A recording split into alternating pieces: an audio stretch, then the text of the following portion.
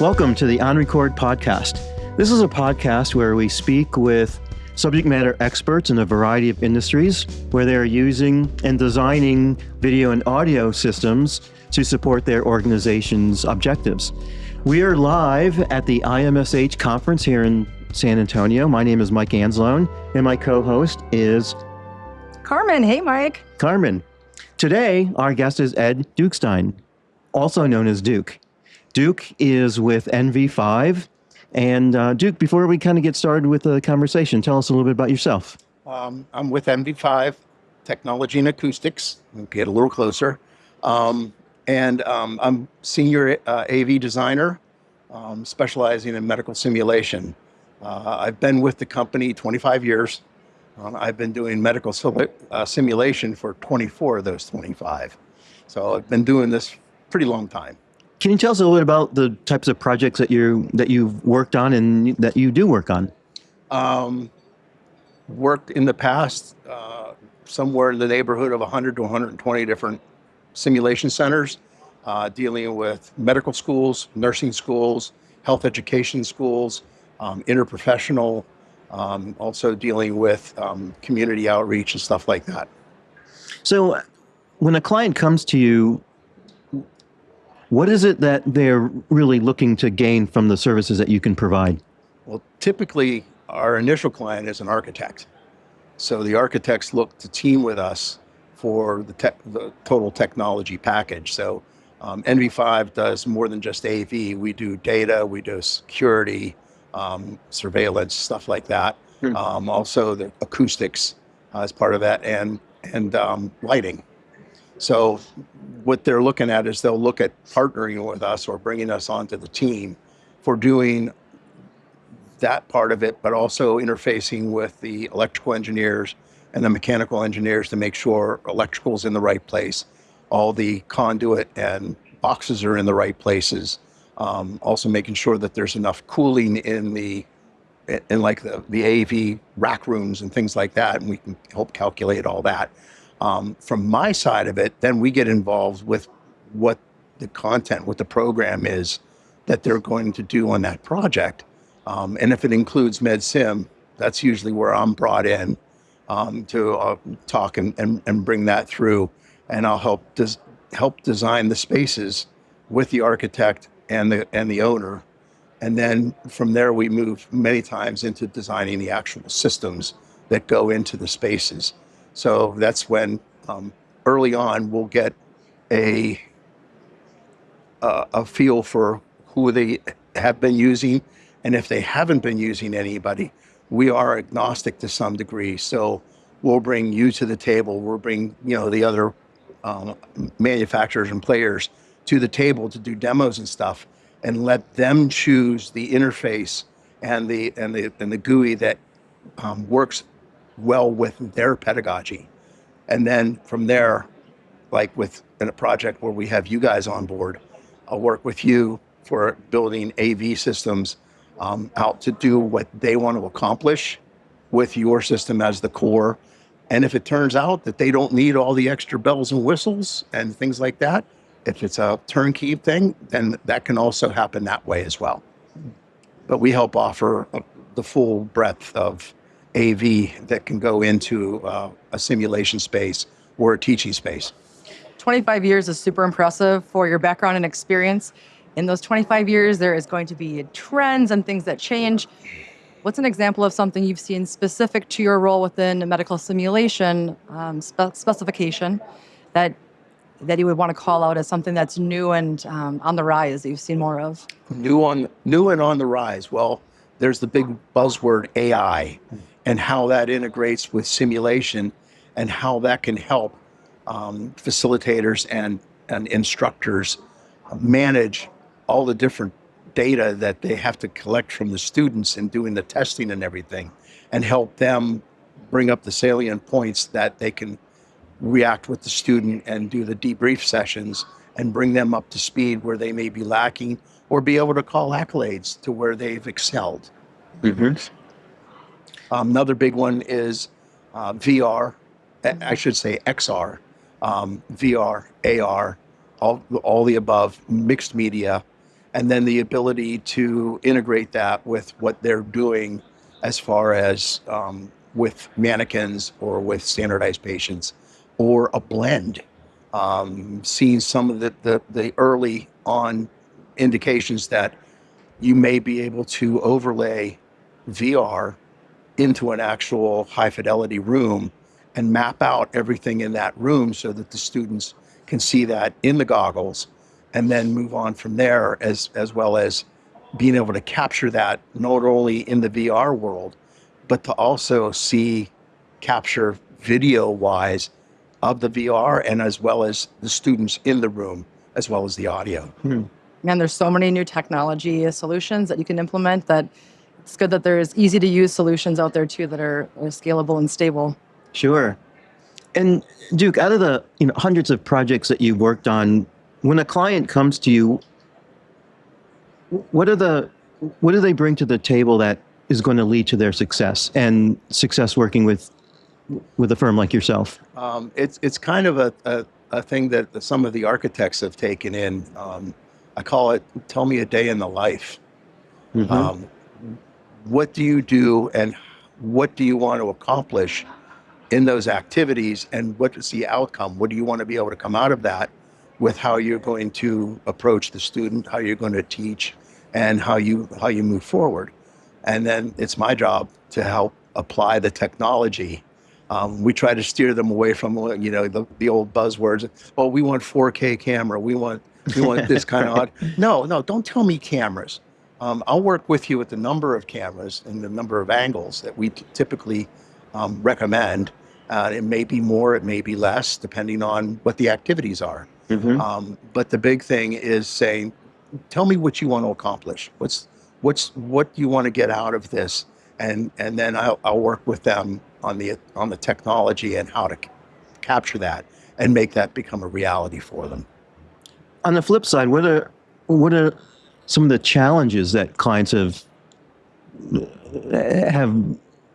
given you that you've had to overcome? Big one? Yeah. Data networks. Data networks. Tell us about that. Being able to talk to the IT folks and explain to them what's going on. And a lot of what's happening now in the AV world is what we call AV over IP. Mm-hmm. It's AV endpoints that ride on a network, not necessarily their network, but on a network. That in the old days, it used to be a chassis, and you had cards for each endpoint. Now it's a network switch, and you put endpoints out there. So that network switch has become that chassis. Explaining to them that AV over IP is different than the MedSim capture, because most of your equipment will ride on their network so that it's accessible by the students, it's accessible by the faculty, it's accessible by the administrators, and it gives them a lot of control of that. With AV over IP, the payload for each of those endpoints is enormous. And if it's not handled very carefully, and even on a dedicated network, it can bring a school's network right to its knees. That's interesting. So that's the biggest thing is getting them to understand the difference between the AV over IP, which it's cameras on a network. That's AV over IP. No, not quite.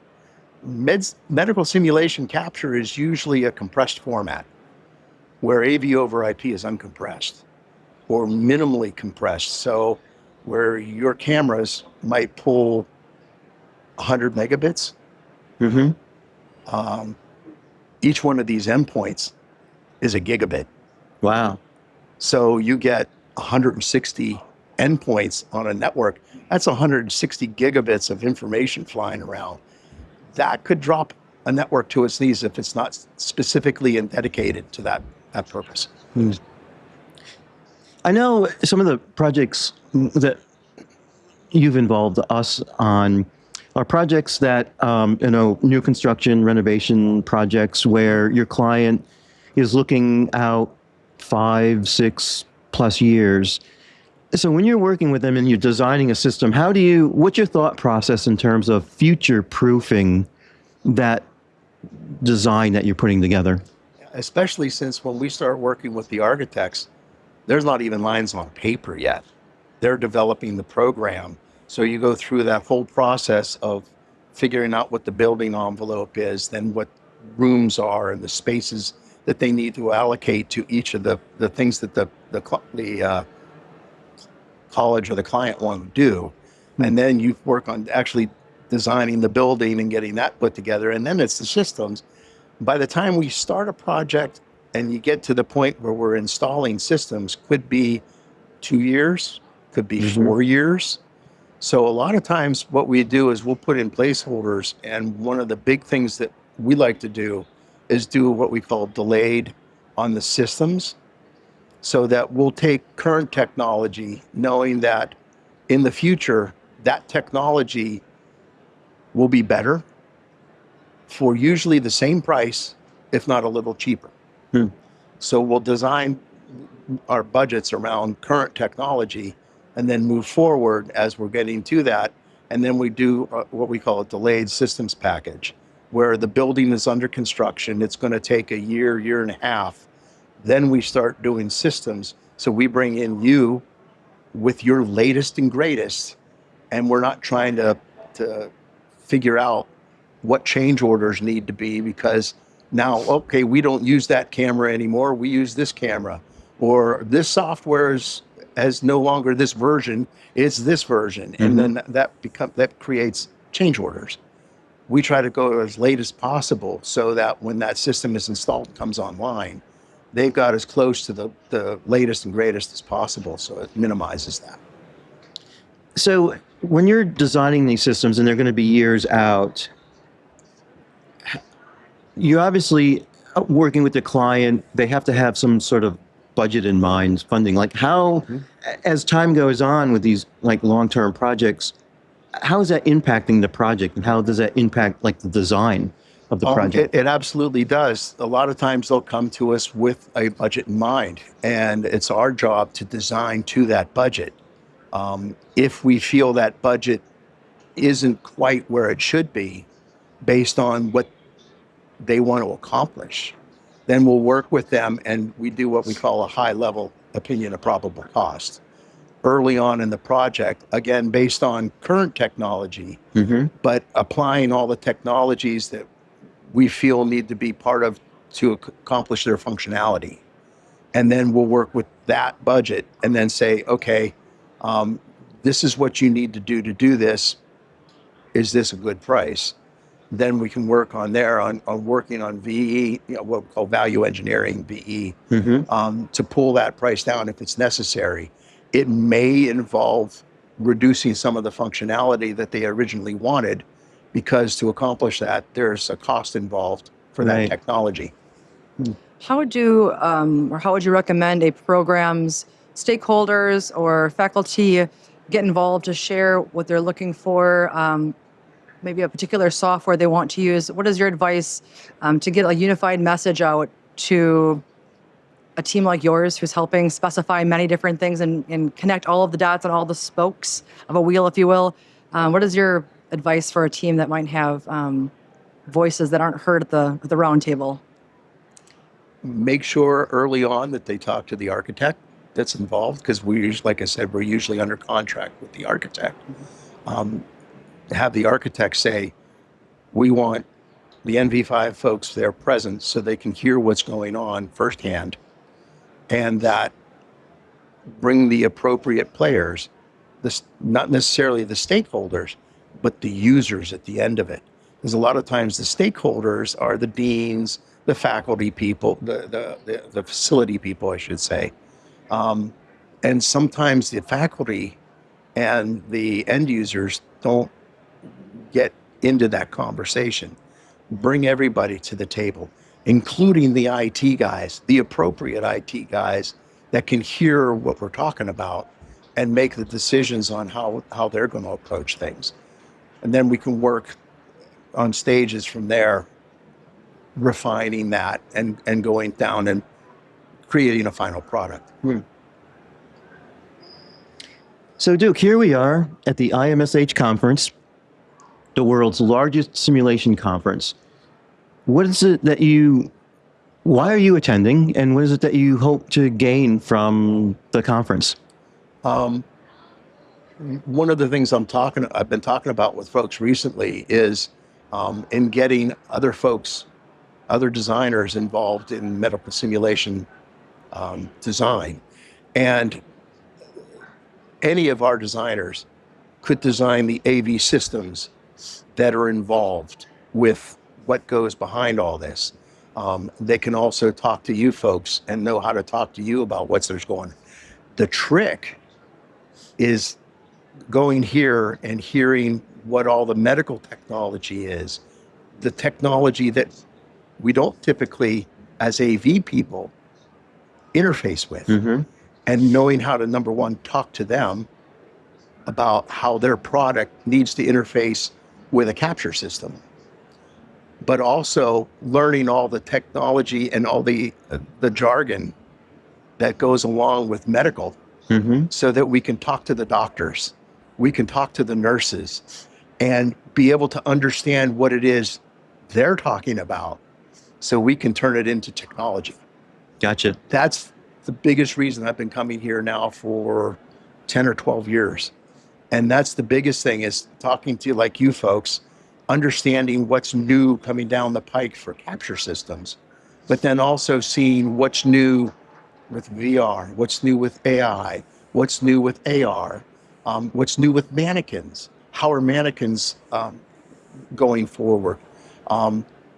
Ancillary things like anatomy, virtual anatomy, things like that, where, there's still great validity in having a cadaver. But early on, maybe the cost of that cadaver, with keeping that cadaver in the vault and all that kind of stuff, could be mitigated by having virtual patient or virtual cadavers up until there may be their junior year. Then they're working with a real cadaver. With simulation, it's sometimes along the same points. Maybe starting out with VR, whether it's goggles or on a screen, and then moving into working with the mannequins, where you may not need as many mannequins to start off a program, but you want to grow, and learning that. Also learning how to deal with standardized patients. You're using a virtual patient, but now you've got a little bit going, some of the questions to ask, but honestly, some of the VR is a little young yet. Right. But to have a live patient, a live actor, that now you're interacting with that actor, that changes the dynamic a little bit.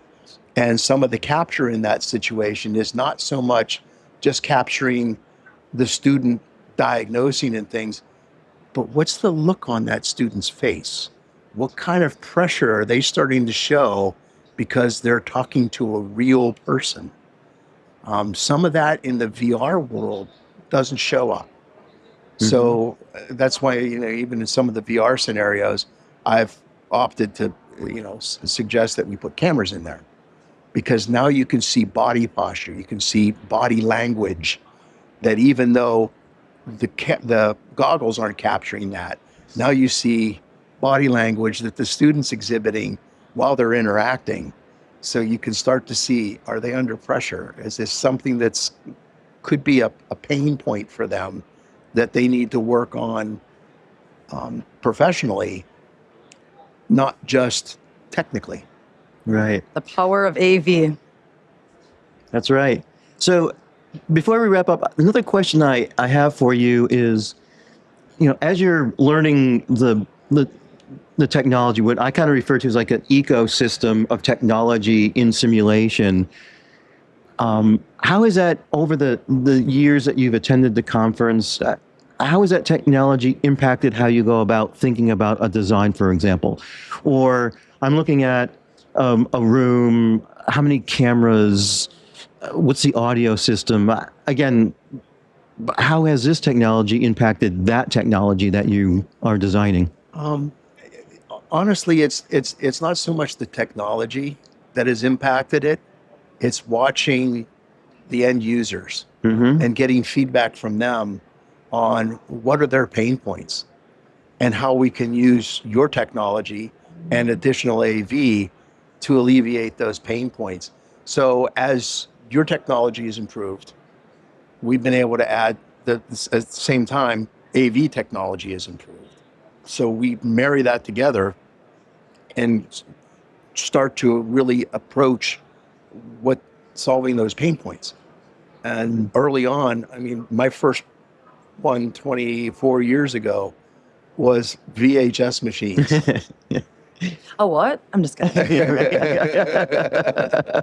And I mean, it's starting having the AV control system starting and stopping VHS machines.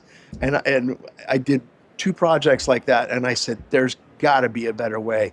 And that's when I found one of the companies that does DVDs? I'm just kidding. that did everything on a server. And I thought, then that's when I watched all that explode. And it was initially maybe 2 streams. Now there's, some have 4 streams. There's even one now that can capture and view 9 streams at one time. So that has in some ways reduced the amount of AV that's needed, because now I don't need the pre-switch cameras. But in the network world, you can't pre-switch cameras anyhow.